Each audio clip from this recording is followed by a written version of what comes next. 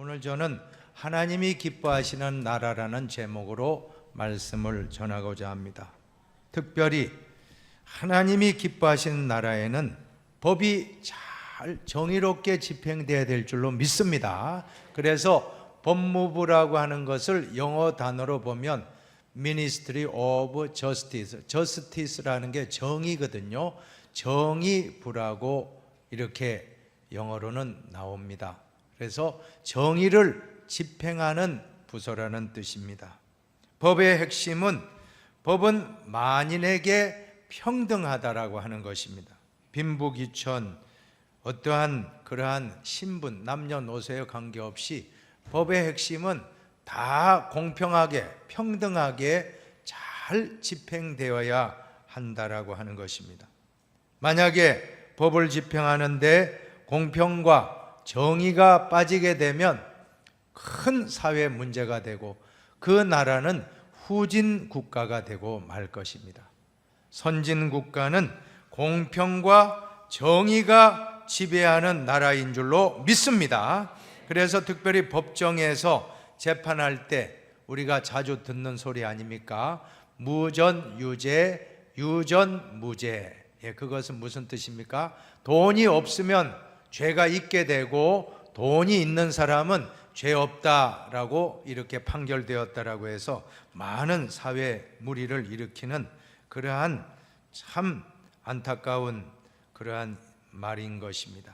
정의가 올바로 집행돼야 될 줄로 믿습니다. 그래서 바로 공평하게 집행된다고 할 때 공평은 어느 쪽으로나 치우치지 않고 고르다라고 하는 뜻입니다. 또 정의라고 하면 뭡니까? 진리에 맞는 올바른 도리라는 사전적인 뜻이 있습니다. 그래서 그것은 바로 성경에 나와 있습니다.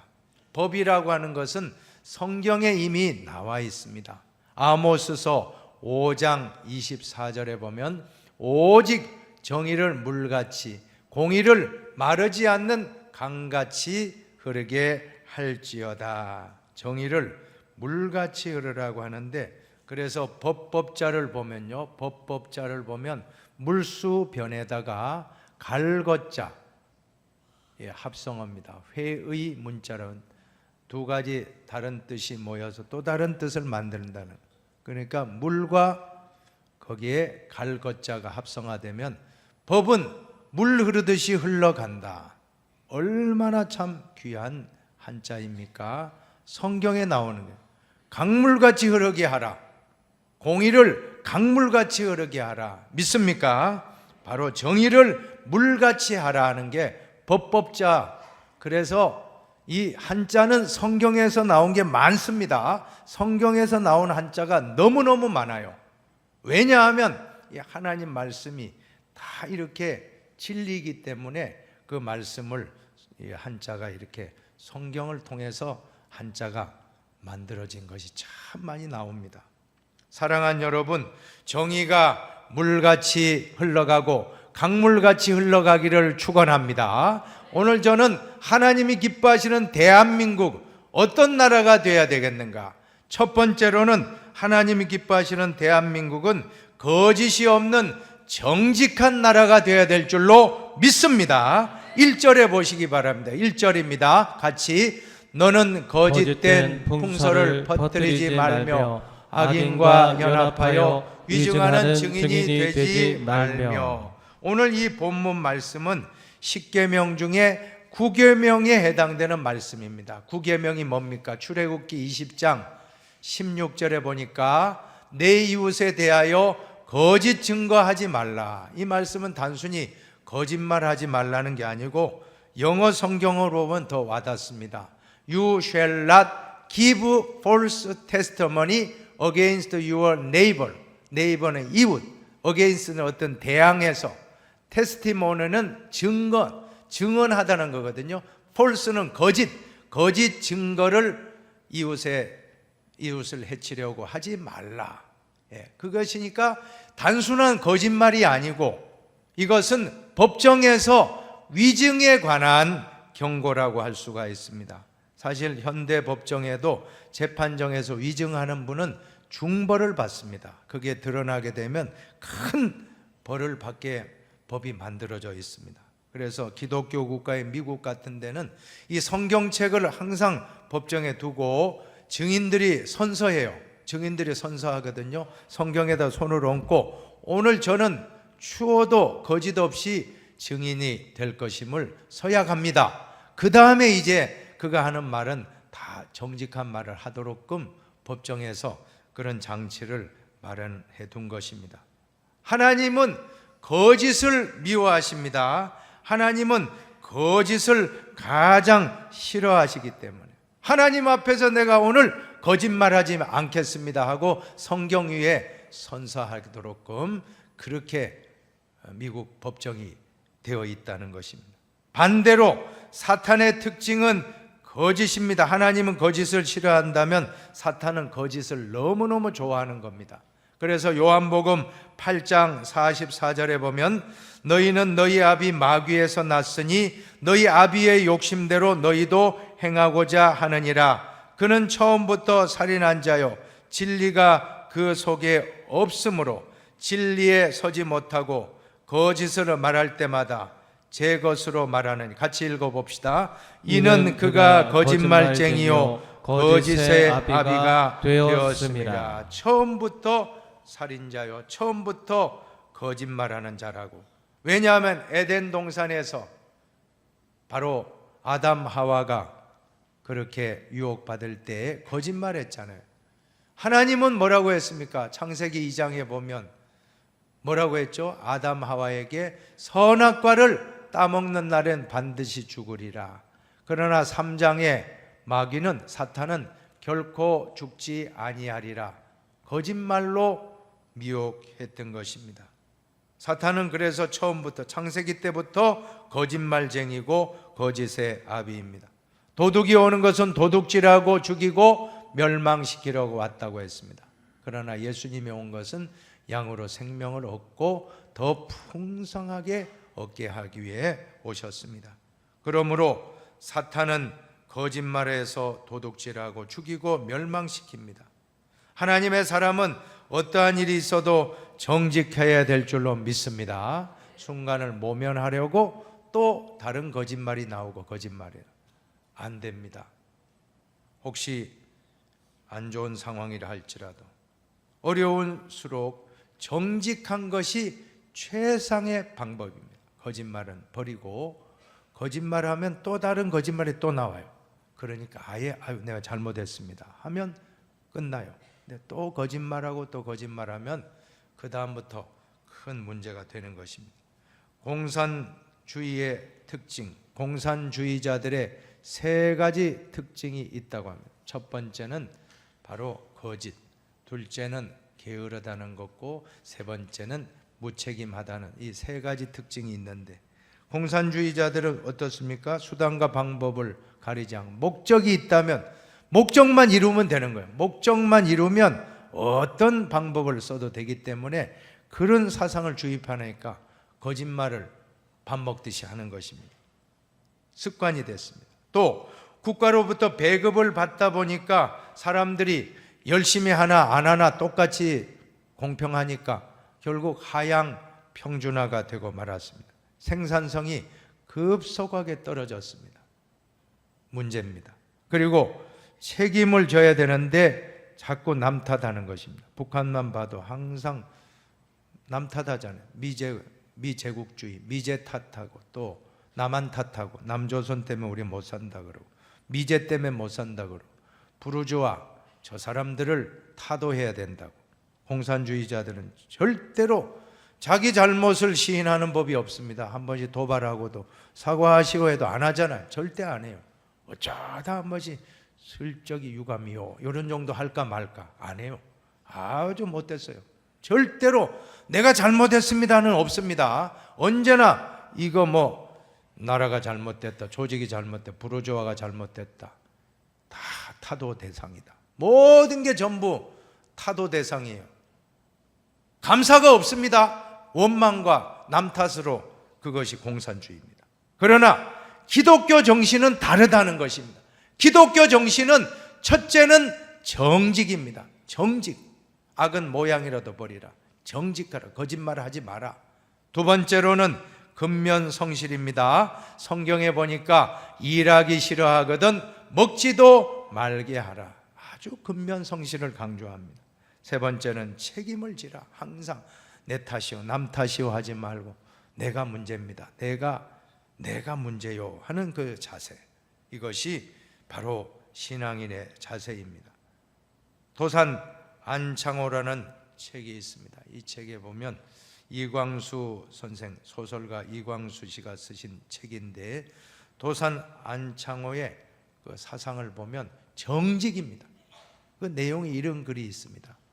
아주 나라가 망한 이유를 거짓 때문에 망했다고 이 도산 선생은 분석을 하는데, 아 거짓이여 너는 내 나라를 죽인 원수로구나.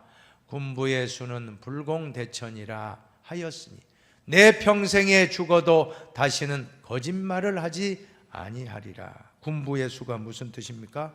군부의 수는 불공대천이라는 말은 바로 임금님과 아버지를 죽인 원수는 한 하늘 아래 같이 살 수 없다. 하늘을 머리로 이렇게 짊어진다는 대자 아닙니까? 그죠? 예, 짊어질 대자. 하늘 아래 같이 살 수 없다. 군부의 수는 불공대천이라.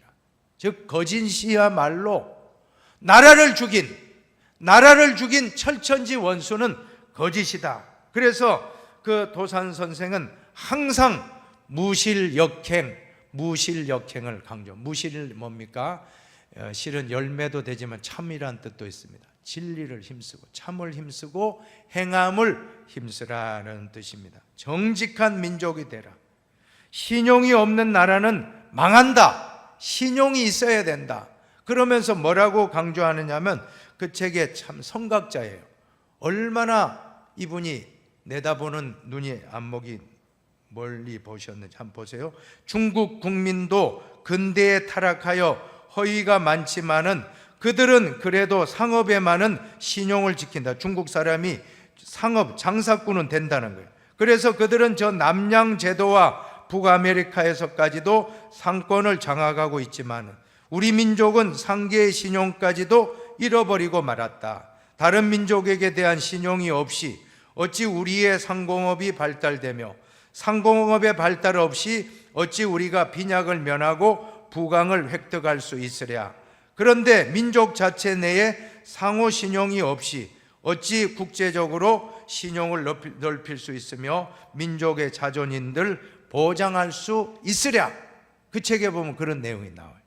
도산 선생님이 하신 말씀을 쉽게 말씀드리자면, 메이드 인 코리아, 메이드 인 코리아 상표면 어느 나라도 인정해 주는 나라가 될 때, 우리나라는 독립하고 부흥하고 상공업이 번영하면 나라도 부강해진다. 그런 말씀인 줄로 믿습니다.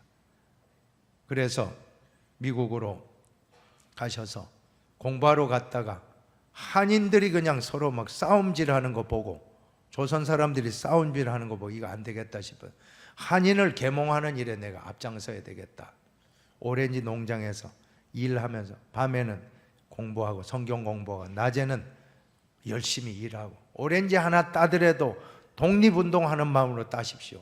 정직하게 살아가십시다. 그걸 깨우쳤다는 거. 뭐라고 주장했냐면, 한인의 말은 믿을 수 있다라고 외국인들에게 신뢰받는 그날이 우리 민족이 독립하는 날입니다 라고 말했습니다.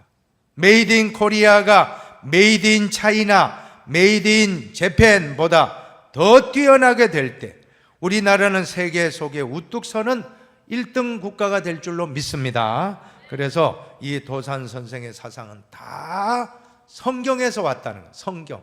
철저하게 성경 공부하고 철저하게 기독교 정신대로 정직하라, 사랑하라, 이러한 말씀을 항상 강조했습니다. 두 번째로는 하나님이 기뻐하시는 나라는 무엇보다 법정에서 공평한 재판이 이루어져야 한다라고 하는 것입니다. 거기에 보면 세 가지 경우의 수가 나오는데, 다수의 휘둘리는 재판을 하면 안 된다. 세 경우가 나오는데, 첫 번째로는 다수에 따라서 그냥 막 여론몰이하고 인민재판하듯이 하지 말라고 말씀합니다. 2절에 보면 보세요. 같이 읽어봅시다. 다수를 따라 악을 행하지 말며 송사에 다수를 따라 부당한 증언을 하지 말며. 6.25 때 보면 공산당들이 남침해가지고 이 서울에서 우리 남한에서 얼마나 지주들 다 죽였잖아요. 어떻게 죽였습니까? 다 인민재판에 인민들 다 모아놓고 이 사람 잘못한 건 말하시오. 누구 잘못했어요? 누구 잘못했습니다. 어떻게 할까요? 죽이시오 하면 변론권도 없어요. 그냥 그 자리에서 바로 사형입니다. 그게 바로 무서운 인민재판인데, 예수님이 당했잖아요. 사내들인 공의회에서 예수님이 죄 없는데 뭐라고 했습니까? 빌라도에게 많은 군중들이 십자가에 못 박게 하소서, 십자가에 못 박게 하소서. 그 말에 그냥 죄 없는 예수님을 죄가 없는 줄 알면서 빌라도는 자기가 이 대야를 떠놓고 나는 죄 없어 하고 손 씻고 그래 무책임하게 넘겨주고 결국 그로 말미암아 예수님 십자가에서 돌아가시지 않습니까? 물론 그것이 우리 죄를 구속하기 위해서 예수님이 내 죄를 위해 십자가에 돌아가셨죠. 어쨌든 과정에서는 공평하지 못한 재판이 여론몰이로 이루어졌다는 잘못된 것입니다. 절대 이러한 다수를 따르는 여론재판이나 인민재판이 있으면 안 됩니다. 다수의 의견이 아니라 법에 물 흐르듯이 그대로 법을 따라서 재판을 행하는 나라, 이것이 바로 정의로운 나라, 공평하고 정의로운 판결이 이루어지는 나라가 되기를 바랍니다. 또 두 번째 경우는 가난한 자라고 무조건 두둔하지 말라고 말씀합니다. 3절에 같이 보십시다. 가난한 자의 송사라고 해서 편법되이 두둔하지 말지니라. 가난한 자라고 해서 무조건 죄 없다 두둔하지 말라. 공산당의 특징이 뭡니까?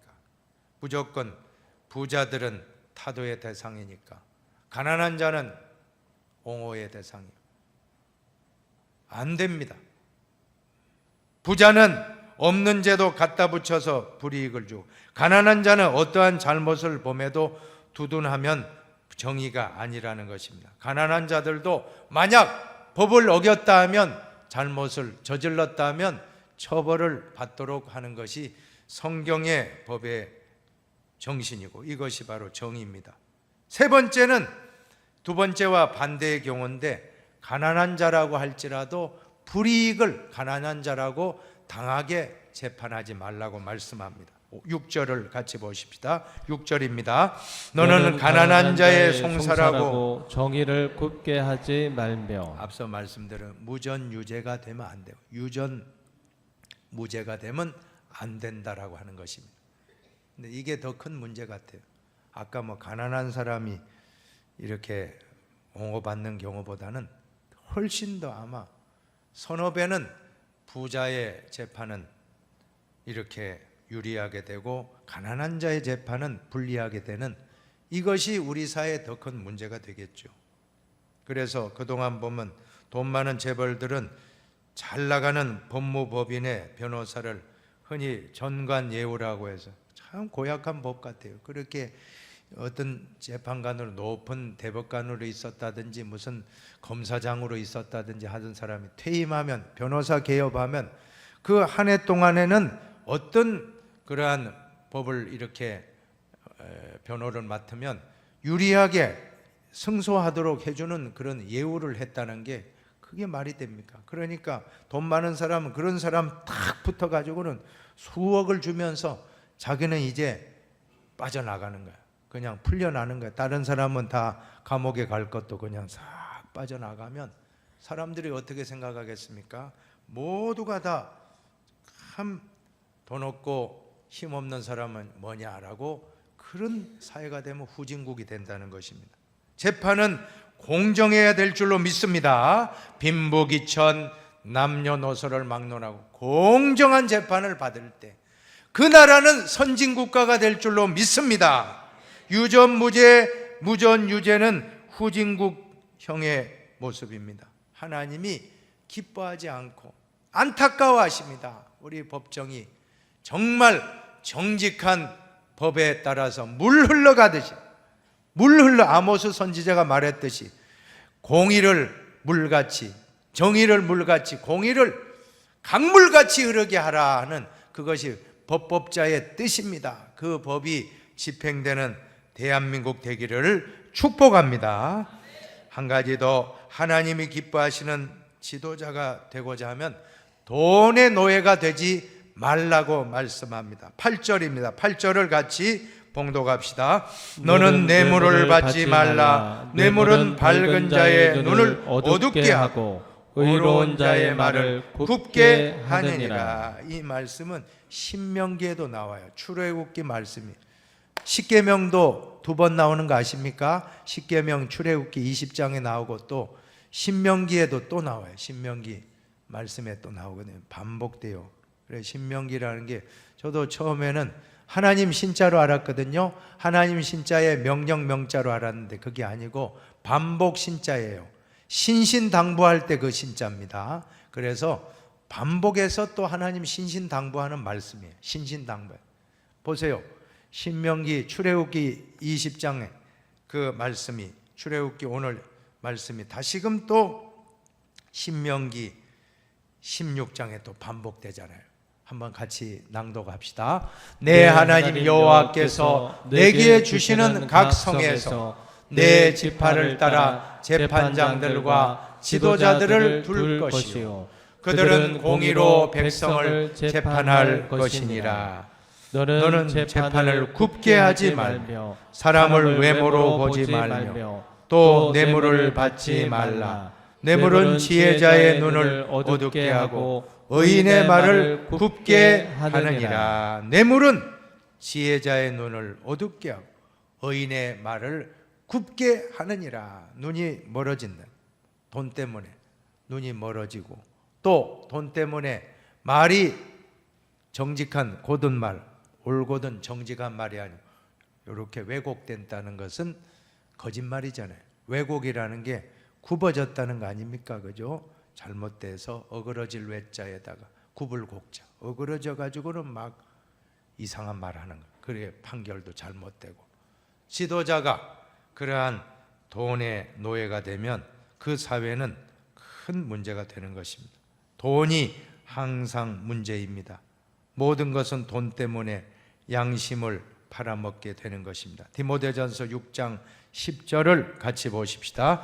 돈을 사랑함이 일만하게 뿌리가 되나니 이것을 탐내는 자들은 미혹을 받아 믿음에서 떠나 많은 근심으로서 자기를 찔렀도다. 돈 때문에, 돈을 사랑하는 것 때문에 자기를 다 믿음에서도 떠나고 근심 때문에 가슴을 찌르는, 자기 스스로를 찌르는 그러한 어리석음이 됐다는 것입니다. 그런데 돈을 사랑한다는 것이 무슨 뜻입니까? 돈을 사랑한다는 것은 돈이 수단이 아니라 돈이 목적이 되고 돈이 숭배 대상이 되는 게 돈을 사랑하는 것입니다. 성경에 보면 하나님을 사랑하라고 했잖아요. 하나님 사랑하고 이웃 사랑하라고 했거든요. 그런데 돈을 사랑하라고 하는 건 한 구절도 없습니다. 돈을 사랑하면 일만하게 뿌리가 됩니다. 우리는 하나님을 사랑해야지 돈을 사랑하지 마시기를 바랍니다. 돈은 이용하면 됩니다. 돈은 잘 써서 하나님 사랑하고 이웃 사랑하는데 돈을 사용하시기 바랍니다. 그런데 반대로 돈을 사랑하고 하나님이 이용하고 인간을, 이웃을 이용하고 가족을 이용하고 친척을 이용하면 안 된다는 것입니다. 돈이 목적이 되고 돈이 숭배의 대상이 되고 돈이 우상이 되면 안 된다는 것이 바로 오늘 그 교훈입니다. 그렇게 되면 어떻게 된다고요? 하나님은 뭐가 됩니까? 수단이 되고 도구가 돼요. 하나님이, 인격적인 하나님이 나의 이용 수단이 되면 어떻게 되겠습니까? 큰일 나죠. 돈을 벌기 위해서 하나님이 수단 되면 안 됩니다. 그것이 바로 돈신을 숭배하는 탐심이요 우상 숭배요. 성경에 보니까 탐심, 돈을 사랑하는 것이 우상 숭배니라. 여러분, 하나님을 사랑하시기 바랍니다. 돈을 사랑하지 말고 하나님을 사랑하시기를 바랍니다. 돈을 숭배하지 말고 하나님을 숭배하시기를 바랍니다. 돈의 노예가 되지 마, 돈의 주인이 되시기를 바랍니다. 돈이 따라와야지 돈을 따라가면 안 된다 그러잖아요. 돈을 자꾸 따라가려면 돈이 멀어져요. 근데 돈이 오게 하시기를 바랍니다. 하나님 잘 믿으면 돈도 올 줄로 믿습니다. 그럼 오는 대로 받으면 되지. 뇌물은 받지 마시고 돈이 오는 건 정직하게 벌어서 좋은 일에 하나님 영광, 이웃 돕는 일에 쓰임 받기를 축원합니다. 그래서 오늘 같이 외쳐봅시다. 하나님 기뻐하시는 정직한 나라를 만듭시다. 하나님 기뻐하시는 정직한 나라를 하나님 만듭시다. 기뻐하시는 공평한 나라를 만듭시다. 하나님 기뻐하시는 공평한 나라를 만듭시다. 지도자들은 돈의 노예가 되지 맙시다. 지도자들은 돈의 노예가 되지 맙시다. 그래서 메이드 인 코리아 그 상표가 세계적인 상표가 되고 세계적인 문화가 되고 세계적인 트렌드가 돼서 그 목적이 있다면 바로 대제사장 나라 되는 겁니다. 출애굽기 19장 6절에 나와요. 같이 봉독하고 마칩니다. 너희가 내게 대하여 제사장 나라가 되며 거룩한 백성이 되리라. 너는 이 말을 이스라엘 자손에게 전할지니라. 우리 대한민국은 영적인 제사장 나라가 되어야 할 줄 믿습니다. 이제 마지막 때 남과 북이 복음으로 하나 되어서 이제 전 세계로 복음을 들고 나가는 영적인 제사장 나라가 되는 우리 대한민국 되기를 축복합니다.